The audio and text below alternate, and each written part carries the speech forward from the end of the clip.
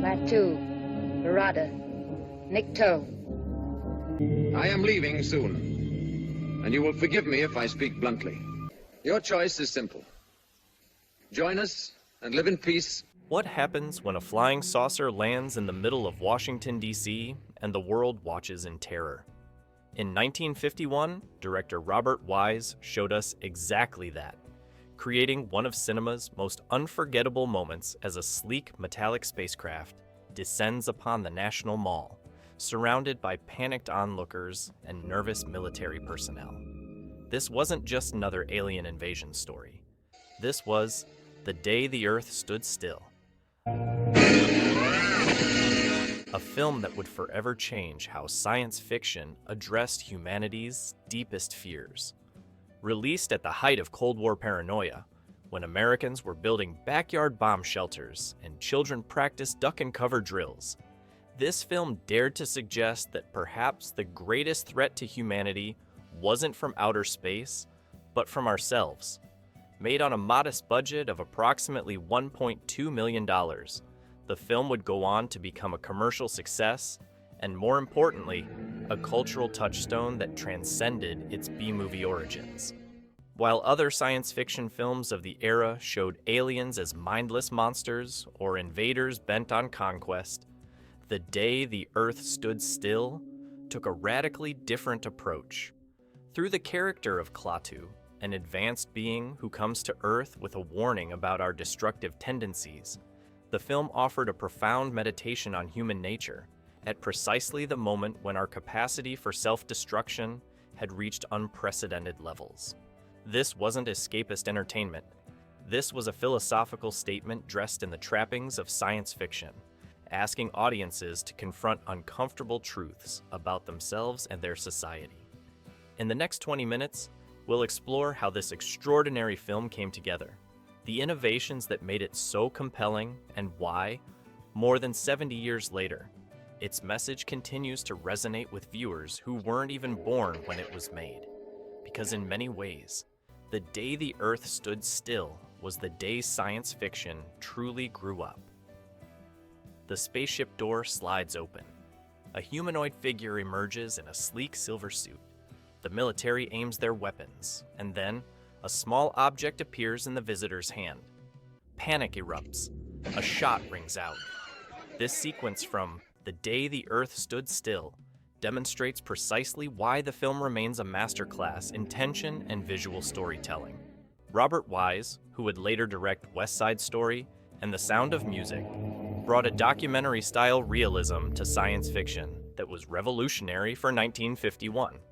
Rather than relying on the theatrical approaches common in the genre, Wise chose to film many scenes with handheld cameras and natural lighting, creating an immediacy that made the fantastic elements feel grounded and believable. The screenplay by Edmund North took significant departures from Harry Bates's short story, Farewell to the Master, focusing less on the revelation that Gort was the Master and more on Klaatu's message to humanity. This shift transformed the story from a twist-ending tale to a profound commentary on human nature. Cinematographer Leo Tover deserves special recognition for his contribution to the film's lasting visual impact. His use of deep focus photography, where both foreground and background remain sharply defined, creates a sense of depth that enhances the film's realism. This technique is particularly effective in the boarding house scenes, where characters at different distances from the camera remain equally visible, symbolizing how this alien visit affects everyone regardless of their proximity to the events. Tover's high-contrast lighting scheme, with its stark shadows and brilliant highlights, evokes both film noir and German expressionism, visually reinforcing the moral ambiguity at the heart of the story. Visually, the film's most striking element remains the spaceship itself. Unlike the flying saucers popularized in pulp magazines, Klaatu's vessel has a sleek, minimalist design that suggested advanced technology rather than mechanical contraptions. art director Lyle Wheeler and special effects artist Fred Serson created a ship that would influence science fiction design for decades to come. Then there's Gort, the robot enforcer. Standing 8 feet tall and portrayed by Locke Martin, a doorman from Grauman's Chinese theater chosen for his height, Gort became one of cinema's most memorable robots. The costume, made of foam rubber, was so uncomfortable that Martin could only wear it for minutes at a time, requiring clever editing to maintain the illusion of Gort's imposing presence. Perhaps most innovative was Bernard Herrmann's musical score, which pioneered the use of electronic instruments in film. Herrmann employed theremin, electric violin, and bass electric guitar to create an otherworldly soundscape that would become the template for science fiction scores for generations. The eerie, oscillating tones perfectly captured both the alien nature of the visitors and the unease of a world confronting something. Beyond its understanding, what made Herrmann's score truly revolutionary was its break from traditional orchestration. Instead of using music primarily for emotional manipulation, Herrmann created sounds that functioned almost as a character, the voice of the unknown. His choice to eliminate violins from the orchestra and emphasize lower register instruments created a sonic landscape that felt simultaneously ancient and futuristic. The famous 4-note motif that accompanies Gort's appearances became one of cinema's first recognizable electronic themes, predating the iconic 5-note sequence in Close Encounters of the Third Kind by more than 25 years. Filming in Washington, D.C. presented its own challenges. The production team had limited permission to shoot in the Capitol during the politically tense times. Many scenes featuring landmarks had to be filmed in early morning hours or using clever compositing techniques to blend footage shot on Hollywood sets with location material. The special effects team achieved the famous power outage sequence, where all electrical devices except hospitals and planes cease functioning, through careful coordination rather than post-production. This approach gave the effect a tangible quality that still impresses today, demonstrating how ingenuity often trumps technology in creating memorable cinema. The film's pacing deserves particular attention for its contribution to the overall impact. Editor William Reynolds created a rhythm that builds tension not through rapid cutting, as modern films might, but through carefully timed sequences that allow moments to breathe. The 3-minute scene of the spaceship landing unfolds with deliberate slowness, forcing viewers to experience the weight and significance of the moment, rather than rushing to the next plot point. This editing philosophy, unusual for science fiction of the era, creates a sense of inevitability and importance that elevates the entire film beyond mere entertainment. The moment when Klaatu removes his helmet to reveal not a monster but a man who looks just like us remains one of the most powerful reveals in science fiction history. Michael Rennie, a relatively unknown British actor at the time, brought an otherworldly calm to Klaatu that made his character both relatable and distinctly alien. His measured speech patterns and distant gaze conveyed a being who understood humanity perhaps better than we understood ourselves. Director Robert Wise originally wanted Claude Rains for the role of Klaatu, believing his quiet authority would perfect the character. When Rains proved unavailable, the casting of Rennie turned out to be a stroke of genius. His tall, lean physique and slightly accented speech pattern created the perfect balance of familiar and foreign that the character required. Rennie would later say that he played Klaatu as a man who had evolved beyond our petty concerns, but still remembered what it was to be human. Patricia Neal as Helen Benson delivers a performance that subverts the typical screaming woman trope common in 1950s science fiction. Her journey from skepticism to understanding mirrors the audience's own path through the narrative. The scene where she must deliver the crucial phrase, Klaatu Barada Nikto, to Gort, Klaatu Barada Nikto, showcases her ability to convey absolute terror while maintaining the determination needed to save humanity. Neil later revealed that the phrase was so difficult to remember that she had to write it on her hand during filming. Sam Jaffe brings warmth and intellectual curiosity to Professor Barnhart, a character clearly modeled after Albert Einstein.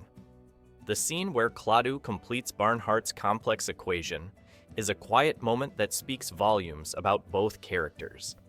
Jaffe's performance as the one human who immediately grasps the significance of Klaatu's visit provides the moral center of the film. His scenes with Rennie have a natural chemistry that makes their immediate intellectual connection believable. Perhaps the most emotionally resonant relationship is between Klaatu and Bobby, Helen's son, played by Billy Gray.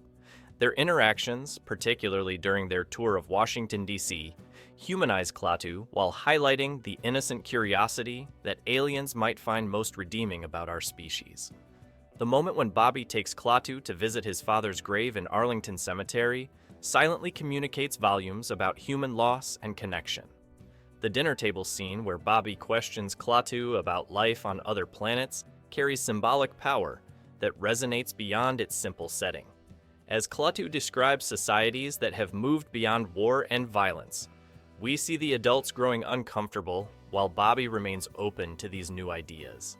This generational contrast forms the emotional core of the film's message about humanity's potential for change.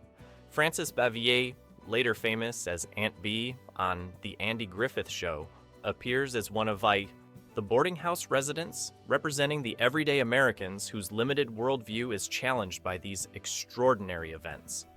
Her gossipy, suspicious character provides a counterpoint to Helen's growing acceptance of Klaatu.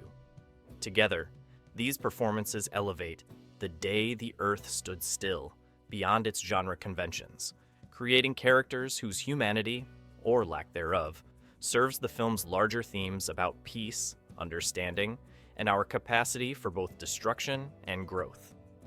The scene where Klaatu addresses the gathered scientists delivers the film's central message with stark clarity. Join us and live in peace, or pursue your present course and face obliteration. When The Day the Earth Stood Still premiered in 1951, this statement landed in an America deeply divided by fear and suspicion, and the film's reception reflected those tensions. Initial reviews were decidedly mixed. While some critics praised its technical achievements and thought-provoking premise, others dismissed it as thinly veiled propaganda. The Hollywood Reporter called it a superbly crafted film, but numerous conservative commentators labeled it communist sympathizing for its anti-military stance and message of global governance. The film's warnings about nuclear proliferation struck too close to home for comfort during the McCarthy era. What many early viewers missed, but scholars would later explore extensively, was the film's rich religious symbolism. Klaatu arrives from the heavens, takes the name Carpenter, while living among humans, dies, is resurrected, and ultimately ascends again. Parallels to Christ that screenwriter Edmund North later acknowledged were intentional. This layer of meaning transformed what might have been a simple alien visitor story into a modern parable about redemption and higher moral authority.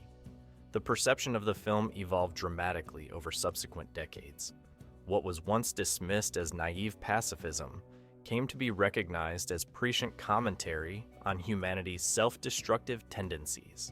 By the 1970s, film historians were citing it as one of the most significant science fiction films ever made, and its reputation has only grown with time. Several fascinating details remain hidden in plain sight throughout the film. The famous phrase, Klaatu Barada Nikto, has never been officially translated, though Robert Wise once jokingly suggested it meant, Klaatu, now I save Earth, goodbye.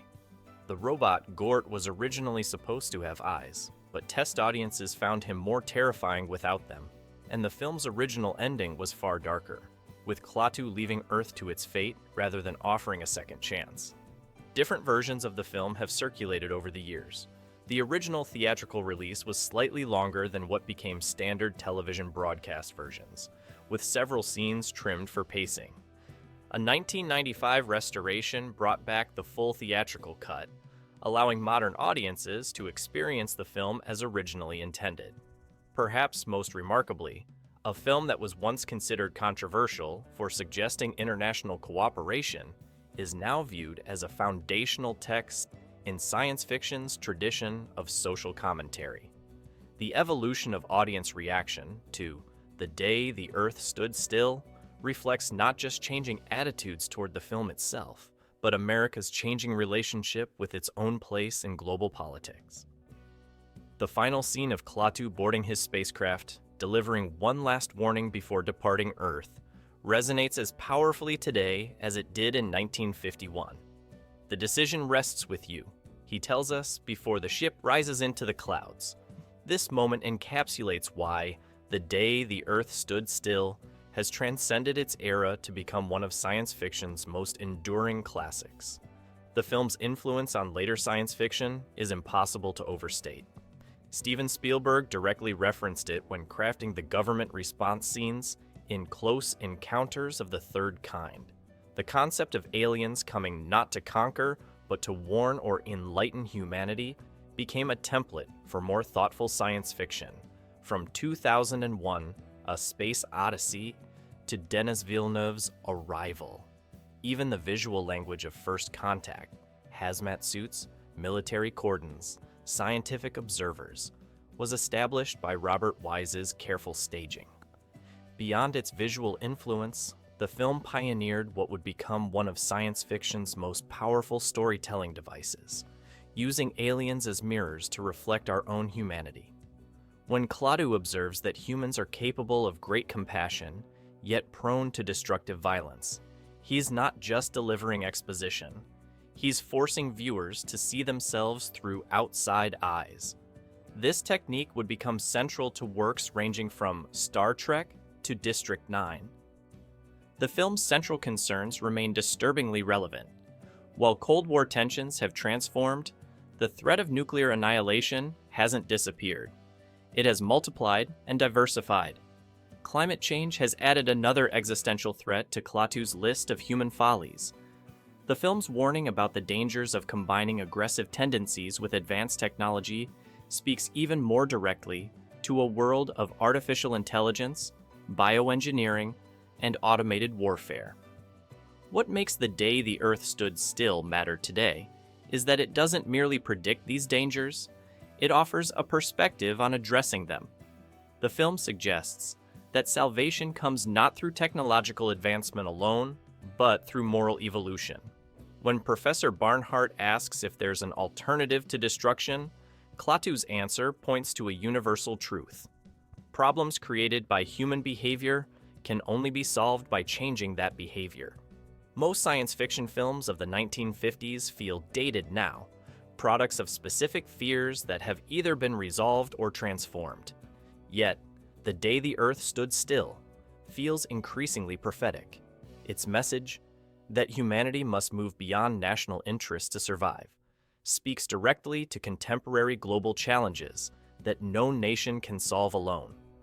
As we face climate crises, pandemic threats, and technological disruptions that cross all borders, Klaatu's ultimatum no longer seems like science fiction. It sounds like the conclusion of a particularly blunt United Nations report. The aliens may not have landed on the National Mall, but the choice they presented remains: evolve or perish. What other science fiction classics warned us about futures we're now living? How many other cinematic prophecies are we ignoring? Perhaps it's time to revisit those stories, not just for entertainment, but for wisdom we missed the first time around. If you enjoyed this analysis of classic science fiction, subscribe for more explorations of films that saw tomorrow coming.